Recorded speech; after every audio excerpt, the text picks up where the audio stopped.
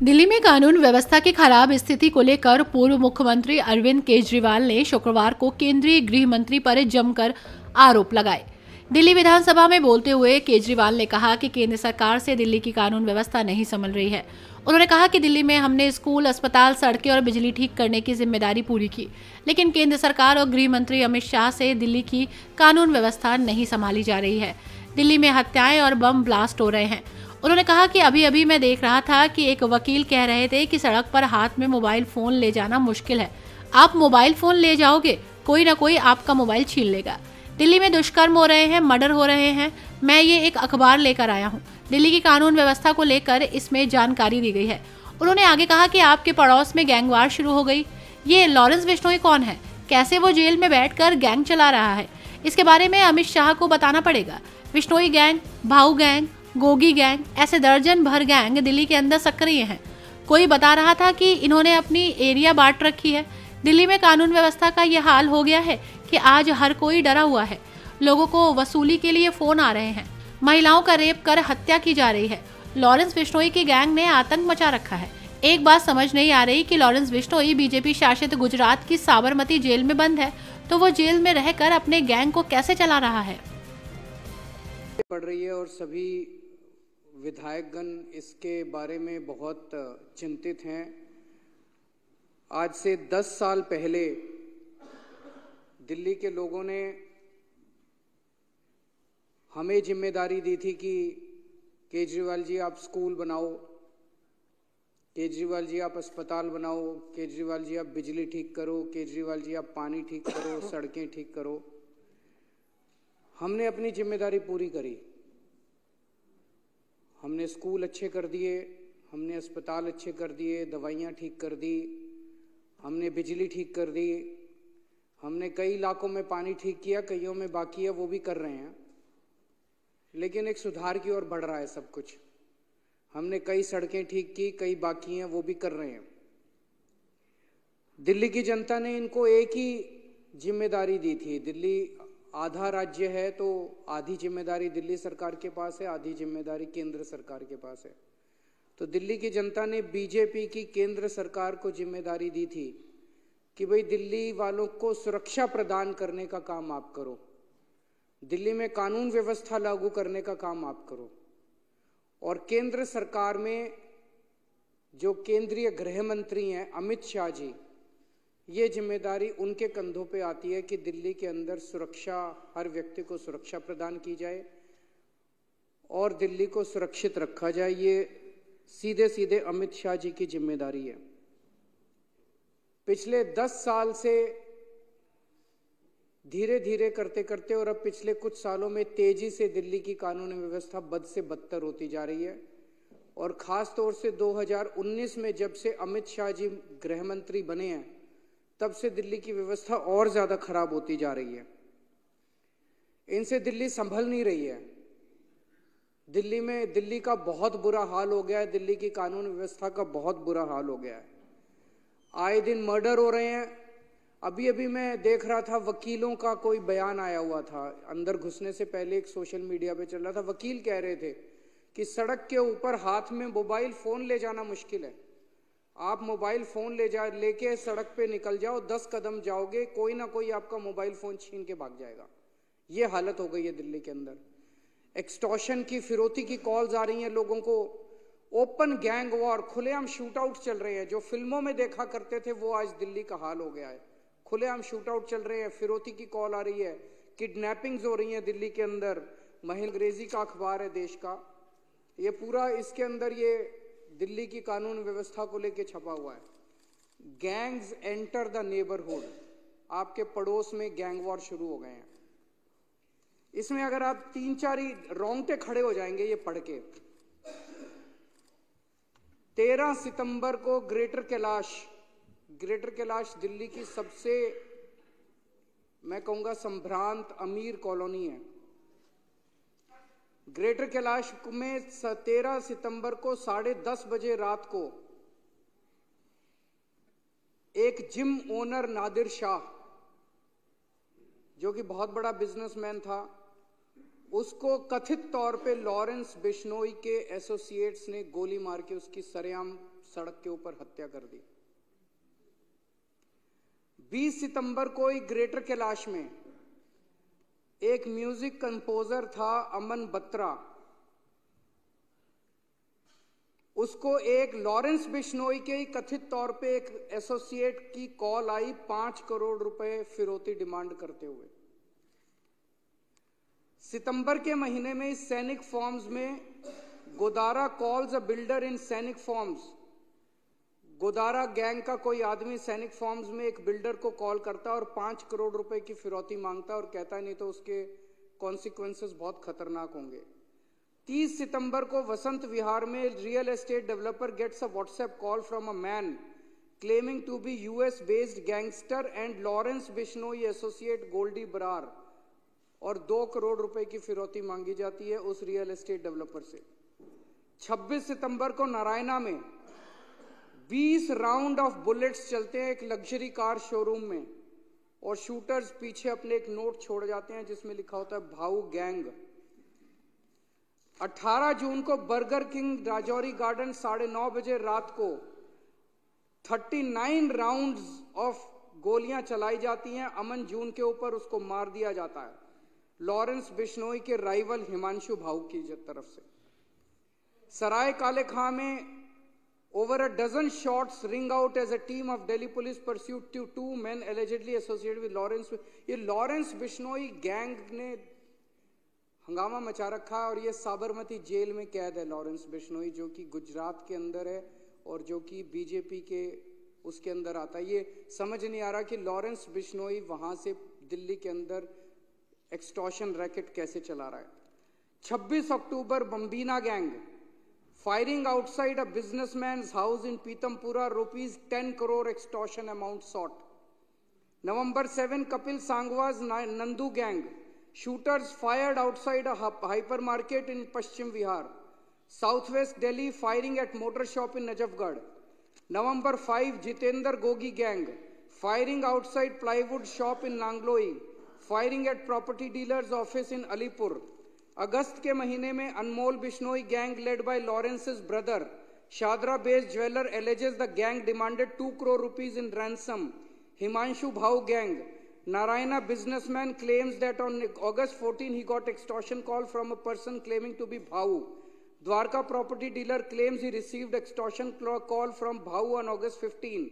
फरवरी के महीने में firing by 2 men outside a jeans trader's house in Yamuna Vihar। December 23, Lawrence Bishnoi gang, 2 shooters fire at house of liquor baron and former MLA Deep Malhotra। चल क्या रहा है दिल्ली के अंदर? अमित शाह कर क्या रहे हैं? कहां है अमित शाह? पूरी दिल्ली को उन्होंने गैंग वॉर के ऊपर गैंग्स को सौंप दिया, जैसे कि पूरी दिल्ली अब गैंग्स चला रहे हैं।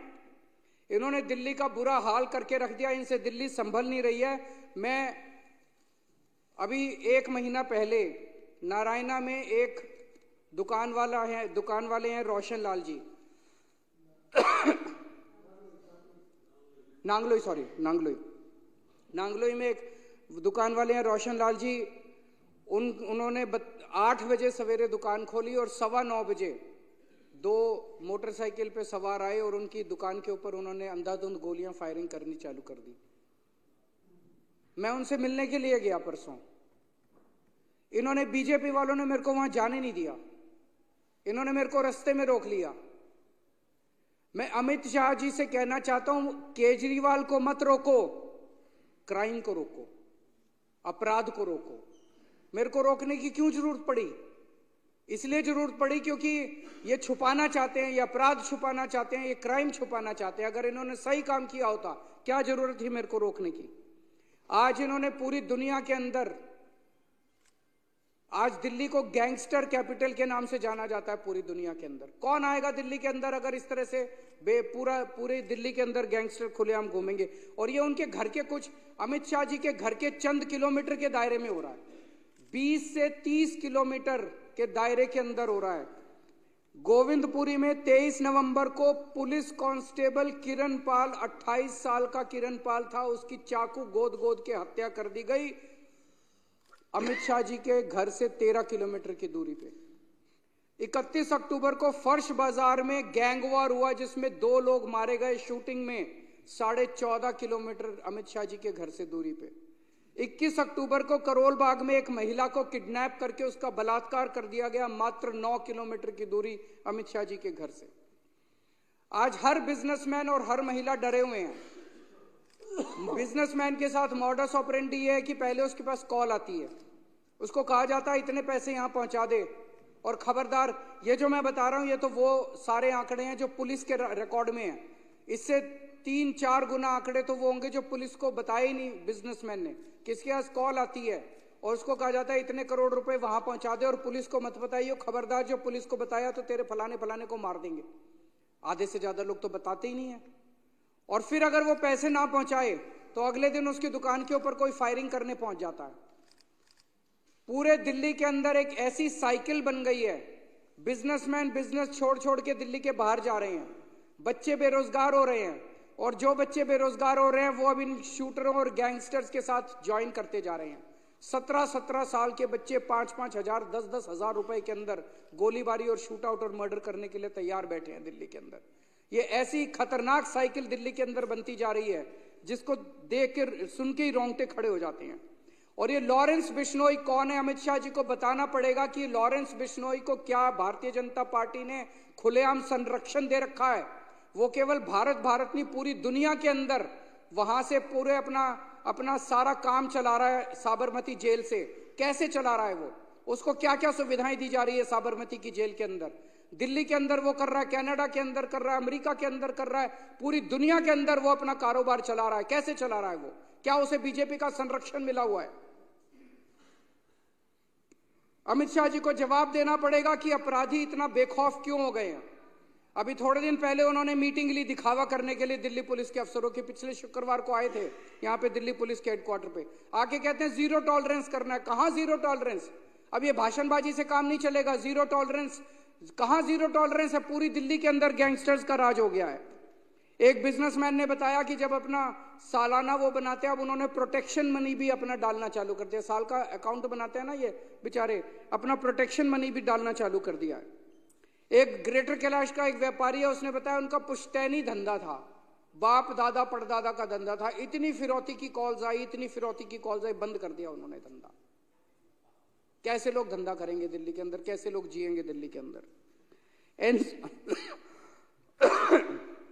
एनसीआरबी का डेटा है, पिछले 1 साल के अंदर किडनैपिंग की घटनाएं 40% बढ़ गई हैं दिल्ली के अंदर, और फिरौती और वसूली की घटनाएं 55% बढ़ गई हैं दिल्ली के अंदर।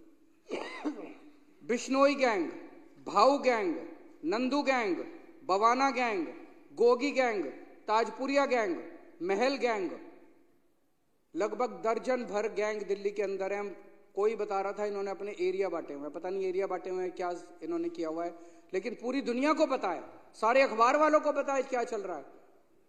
अमित शाह जी को नहीं पता कि दिल्ली में क्या चल रहा है। अमित शाह जी सोए में मूक बन के देख रहे हैं। वो सैकड़ों शूटर खुलेआम घूम रहे हैं, कोई डर नहीं है, शूटिंग करते हैं, वीडियो बनाते हैं, वीडियो बना के उस पे सोशल मीडिया पे डालते हैं, लोगों को डराने के लिए, खौफ पैदा करने के लिए, दहशत पैदा करने के लिए, और खुलेआम चुनौती दे रहे हैं दिल्ली पुलिस को, खुलेआम चुनौती दे रहे हैं अमित शाह को, जो करना है कर लो। और ये चुप बैठे हैं, कुछ नहीं कर रहे। किसके पास जाए दिल्ली की जनता? सुरक्षा किससे मांगे दिल्ली की जनता? 28 सितंबर को 24 घंटे में 3 अलग अलग जगह गोलीबारी की घटनाएं घटी हैं दिल्ली के अंदर। 3 अलग अलग जगह गोलीबारी की घटनाएं। नरैना में कार शोरूम के अंदर गोलीबारी की घटना घटी, साउथ वेस्ट दिल्ली में एक होटल के अंदर गोलीबारी की घटना घटी, एक मिठाई की दुकान के अंदर गोलीबारी की घटना घटी। चल क्या रहा है दिल्ली के अंदर? 11 गैंग सक्रिय हैं। व्यापारियों ने साउथ वेस्ट दिल्ली ले लो, द्वारका ले लो, ग्रेटर कैलाश ले लो, अलीपुर ले लो, नांगलोई ले लो, ऐसे लगता है जैसे इन्होंने अपने इलाके बांट रखे हैं। नवंबर के फर्स्ट वीक में 7 अलग अलग इंसिडेंट्स हुए हैं जिसमें करोड़ों रुपए की फिरौती मांगी गई है। पुलिस रिकॉर्ड के मुताबिक अभी तक इस साल में 160 फिरौती की कॉल आ चुकी है, जो कि लगभग हर दूसरे दिन एक कॉल आ रही है, हर दूसरे दिन एक फिरौती की कॉल आ रही है। और दिल्ली पुलिस के अपने रिकॉर्ड्स के हिसाब से पिछले साल से डबल हो गई है ये घटनाएं। तो अमित शाह जी से मैं कहना चाहता हूं, ये जीरो टॉलरेंस के खोखले भाषणों से काम नहीं चलेगा। जब दिल्ली को सुरक्षा की जरूरत थी तब अमित शाह जी राजनीति कर रहे थे। जब दिल्ली के व्यापारियों को सुरक्षा की जरूरत थी तब अमित शाह जी खोखले वादे कर रहे थे। और जब हमारी दिल्ली की माएं गैंगवार में अपने बच्चों को खो रही थी तो अमित शाह जी जाके चुनावी रैलियां अटेंड कर रहे थे। मैं उनसे पूछना चाहता हूं, अमित शाह जी, आप किस चीज का इंतजार कर रहे हो? कितनी और मौत के बाद आप जागोगे? कितने और व्यापारी दिल्ली छोड़ के जाएंगे जिसके बाद आपकी नींद खुलेगी? अब दिल्ली की जनता सुरक्षा के लिए किसके पास जाए? या तो आप जाग जाओ या दिल्ली की जनता को फिर कुछ करना पड़ेगा आपको जगाने के लिए। बहुत बहुत शुक्रिया।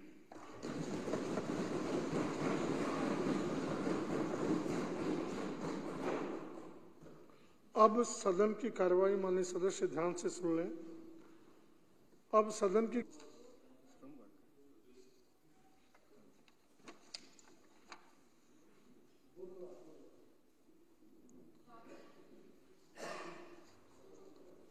ग्यारह बजे तक के लिए स्थगित की जाती है। सभी माननीय सदस्यों को यह भी मैं सूचित करना चाहता हूं कि बुधवार दिनांक 4 दिसंबर 2024 को 7वीं विधानसभा के सभी सदस्यों का ग्रुप फोटोग्राफ होगा। अतः उस दिन सभी विधायक विधानसभा में उपस्थित रहें और दोपहर 1 बजे विधानसभा के मुख्य पार्क में